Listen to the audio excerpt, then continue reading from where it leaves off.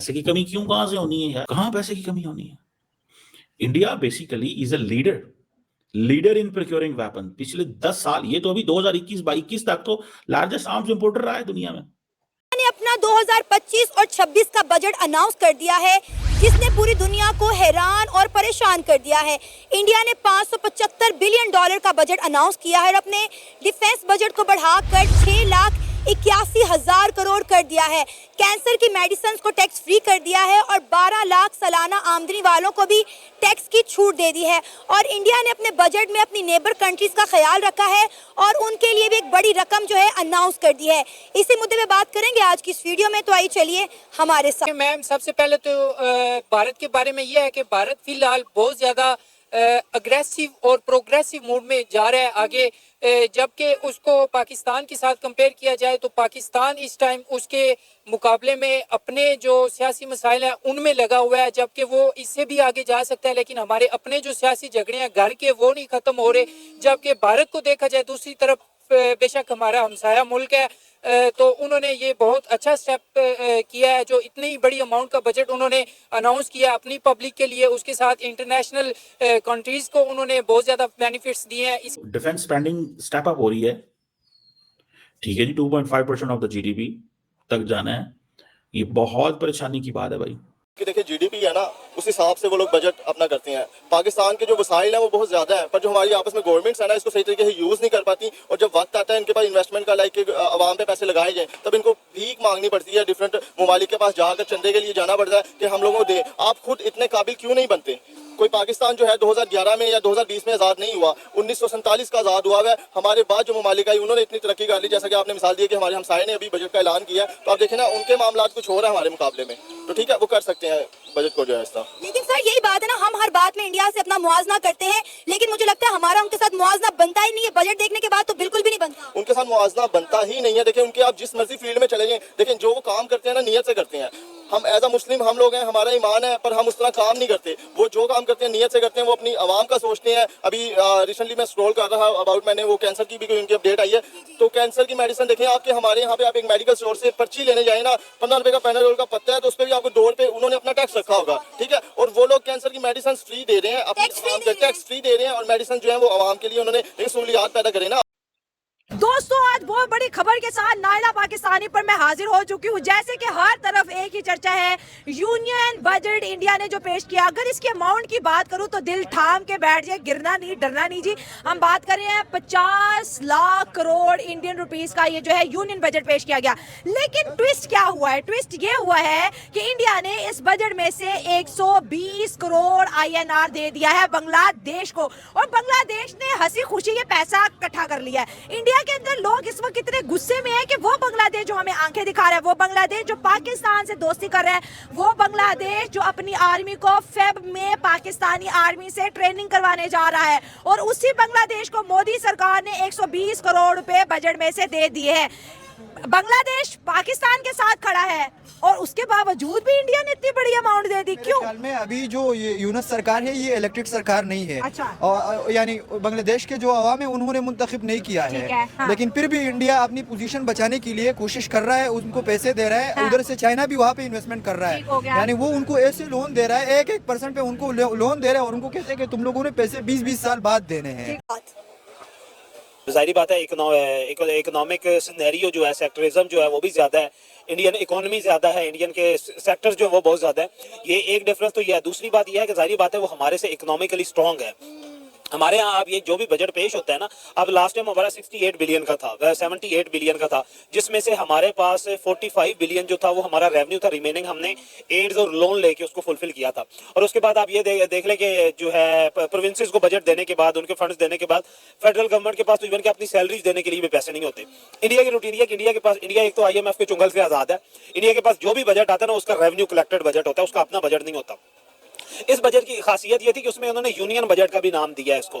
अब ये union budget क्या था कि पहले इंडिया ने ना, नरेंद्र मोदी के पहले 10 साल जो थे ना, उन्होंने इंफ्रास्ट्रक्चर पे, मैक्रो लेवल पे इकोनॉमिक एक्टिविटीज और पूरे मैक्रो लेवल पे इंडिया को स्ट्रॉन्ग करने के लिए इकोनॉमिकली ना उन्होंने बहुत सारे स्टेप्स लिए थे।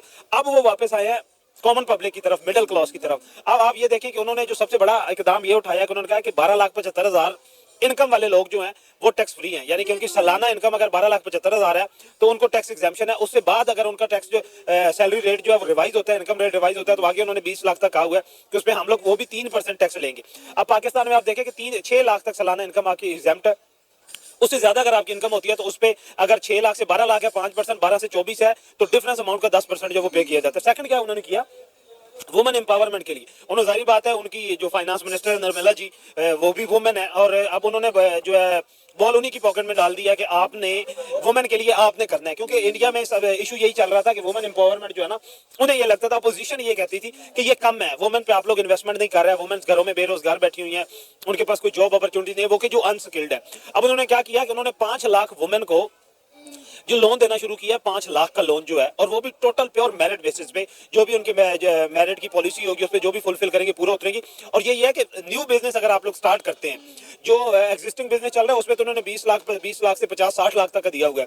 अगर अब ये है कि एक भी कोई इंडियन वुमेन जो है जिसकी एप्लीकेशन एक्सेप्ट होती है, अगर उसे 5 लाख रुपए जो घर बैठी हुई वुमेन उसे मिलता है, अब क्या होगा कि 5 लाख से एक अच्छा खासा बिजनेस जो वो एस्टेब्लिश किया जा सकता है छोटे लेवल पे, और वो बिजनेस जो होता है वो मंथली आपको 40 से 50 हजार रुपए की इनकम, रेवेन्यू नहीं, वो आपको इनकम दे सकता है, जिसको आप लोग जहां चाहे वहां पे स्पेंड कर सकते हैं। और ओवरऑल लिविंग स्टैंडर्ड जो होता है, आप ये कह लें कि जो वुमेन का डिप्रेशन था उससे वो निकलेंगी, खुद कफील जो है, जो उनकी डिपेंडेंसी थी अपने हस्बैंड पे या दूसरे फैमिली मेंबर्स पे, वो खत्म होगी और वो खुद डिपेंडेंट होगी। अब क्या होगा कि इसी डिपेंडेंसी से क्या होगा, ओवरऑल अब परचेजिंग पावर बढ़ेगी पूरी इंडियन इकोनॉमी की, जैसे परचेजिंग पावर बढ़ेगी, जो चीजें खरीदेंगे वही जिस मार्केट से जिस इंडस्ट्री से आ रही है वहां पे उसकी डिमांड बढ़ेगी। अब उस डिमांड को फुलफिल करने के लिए वही इंडस्ट्रीज, वही फैक्ट्रीज जो है, वही सेक्टर न्यू हायरिंग करेंगे। अब वही न्यू हायरिंग जो है जब दोबारा आएगी उनको वो सैलरीज देंगे, उनका लेवल ऑफ इनकम जो इंक्रीज होगा, तो उन्होंने एक बेहतरीन सा सर्कल बना दिया। हाँ, क्योंकि मौजू साहब के बारे में ये मौजू को ये था कि इन लोगों ने तो मेरी हुकूमत गिराने की भी कोशिश की, इन्होंने नशीद इब्राहिम सब पे पैसे लगाए, सबको कहा इकट्ठे हो, जो इंडियन एम्बेसडर काम कर रहा था इस चीज में, उन्होंने क्या ऑन फिर, उन्होंने क्या ऑन जो भी है चलो ठीक है ऑन फिर। जी हेलो दोस्तों, मैं हूं कमर चीमा, उम्मीद है आप लोग ठीक होंगे। दोस्तों, भारत जो है वो अपना डिफेंस बजट जो है उसने फिर बढ़ा दिया है, और उसने अपनी जो एड है खित्ते के ममालिक को वो भी तेज कर दी है। अगर आप ये देखें कि इंडिया ने कहा है कि हमारा जो डिफेंस बजट है that is going to be 6.81 trillion rupees, which makes about 78.70 billion dollars for the next fiscal year, और ये तकरीबन 9.5%, 10% इंक्रीज है जी। अब आप ये इमेजिन कर लें कि इतना बजट तो छोटे पाकिस्तान जैसे छोटे मुल्क जो हैं उनके लिए कितना बड़ा चैलेंज है। इंडियंस ये कहते जरूर हैं कि जी बहुत सारे हमारा जो बजट है वो तो पेंशन एंड वेजेस पे चला जाता है, लेकिन वो जो वेपन्स एक्वायर करते हैं वो भी तो इसी बजट से होता है, वो भी तो इसी बजट से होता है। सो तकरीबन आप ये समझ लें, ये जो कंप्लीट जो आउटले है ये बहुत ज्यादा है, और इंडिया का मेजर फोकस क्या है, to modernise this military to counter China and Pakistan. Pakistan को डिसएडवांटेजेस पोजीशन में रखना है और चाइना को काउंटर करना है। दो मेजर गोल है कि जी पाकिस्तान को जैसे तैसे डिसएडवांटेजेस पोजीशन में चला जाए। गो कि इस वक्त उनके एयर चीफ कहते हैं कि पाकिस्तान जो है वो मैच कर रहा है या हमसे थोड़ा आगे है शायद, ये इंडिया के एयर चीफ ने कहा, if I am not wrong. अगर मैं गलत हूं तो आप कमेंट सेक्शन में बता सकते हैं। अब ये जो एलोकेशंस हुई हैं, तो अब देखिए 500 अरब रुपया एयरक्राफ्ट एंड एरो इंजन के लिए है, 250 अरब रुपया नेवल फ्लीट के लिए। यही वो एरियाज हैं जहां पे दोनों इंडिया जो है वो काम करना चाह रहा है। यहाँ अपनी एयर कैपेबिलिटी बढ़ाना चाहता है। एयर कैपेबिलिटी किसके लिए बढ़ाना चाहता है? पाकिस्तान के लिए बढ़ाना चाहता है, क्योंकि 2019 में जो कुछ हुआ था वो समझते हैं उसको रिपीट नहीं होना चाहिए। ये चीज को जरा समझें। 500 अरब किसको दे देना है? एयरक्राफ्ट को एंड इंजन को। 250 अरब किसको दे देना है? नेवल फ्लीट को। मुकाबला किसका करना है? चाइना का। लेकिन इंडियन फौज के पास पैसा ज्यादा है, लगा नहीं पा रहे। इंडिया की जो फौज है वो उसके पास अभी 125 अरब पिछला पड़ा हुआ है डिफेंस बजट, जो उन्होंने नहीं कंज्यूम किया, लगाया। ये अभी जो 31 मार्च आ रही है, नेक्स्ट ये फरवरी या मार्च, इस तक उन्होंने 125 अरब लगाना है। यानी कि इंडिया की सरकार ने इतना पैसा दे दिया है कि उनसे लग नहीं रहा, और वो इसके ऊपर काम कर रहे हैं कि इस पैसे को कैसे लगाना है। 15 लाख फौज है, 15 लाख तकरीबन, और इन्होंने मैच करनी है, इन्होंने मैच करनी है चाइना के साथ। ये इंडिया ने अपनी फौज को 20 लाख पे लेके जाना है। आप देखें ना, कहां 5-6 लाख की फौज पाकिस्तान की, और सारी बात है, हम तो फौज पे तो उस तरह आजकल जिस तरह मॉडर्न टेक्नोलॉजी है, स्ट्रेटेजिक वेपन्स हैं, मिसाइल पावर है, आर्टिफिशियल इंटेलिजेंस की बात हो रही है, ड्रोन वॉरफेयर की बात हो रही है, ये सारी चीजें जो हैं ये तो मतलब जो रेस ही बदल गई है ना। ये लाखों की फौजें जो है वो किस तरह काम आएंगी, लाखों की फौजें जो हैं ये किस तरह काम आएंगी।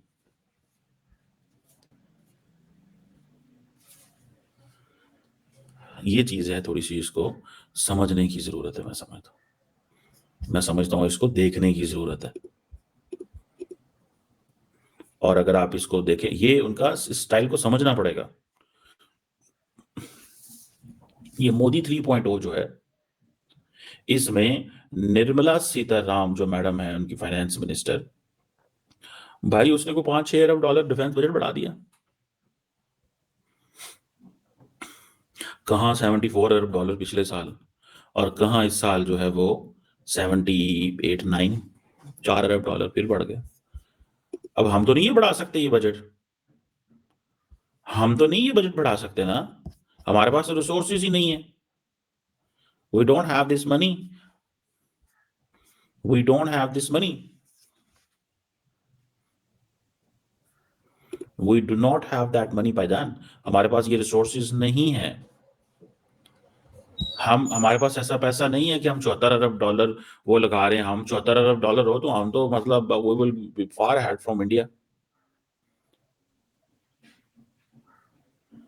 सो ये आप देख लें, इन नंबर्स को ही देख लें। पिछले साल इंडिया ने 4.5% आई थिंक इंक्रीज किया था, इस साल 10% इंक्रीज किया। अब मुझे ये बताएं ना, कौन है जो इतना पैसा लगा रहा है इंडिया के नेबरहुड में अदर देन चाइना? तो किसको इंडिया डरा रहा है with all that mighty defence budget? किसको? कौन है बड़ा खतरा इंडिया के लिए? चाइना के साथ तो compete करना, देखे ना 350-400 जहाजों का उनका फ्लीट है भाई, if I am not wrong. 350-400 जहाजों का उनका फ्लीट है। यहीं से आपको पता चल जाएगा कि वो किस लेवल पे ऑपरेट कर रहे हैं। एंड देन इंडिया जो पैसा लगा रहा होता है डिफेंस पे, ये जो आत्मनिर्भर भारत है भाई, ठीक है जी, मेक इन इंडिया, 500 के करीब जो डिफेंस आइटम्स हैं वो उसके ऊपर उन्होंने रिजर्व कर दिए हैं for manufacturing in India by the department of military affairs. और ये सारी जो domestic industry this and that ये जो लगे हुए हैं, सो वो कहते हैं ये चीजें हैं, ये इतना जो पैसा आ रहा है, आप क्या समझते हैं ये दुनिया के लिए ये खतरा नहीं है? All this money is a threat for Pakistan, for China. China तो कम्पीट कर लेगा, हम कैसे करेंगे? Can we go for a vessel to vessel competition with the Indians? No, we don't have that. हमारे पास वो रिसोर्सेज कोई नहीं है कि हम उनकी तरह जाके पैसा लगाते रहें। फिर कैसे मुकाबला होगा? ठीक है ना।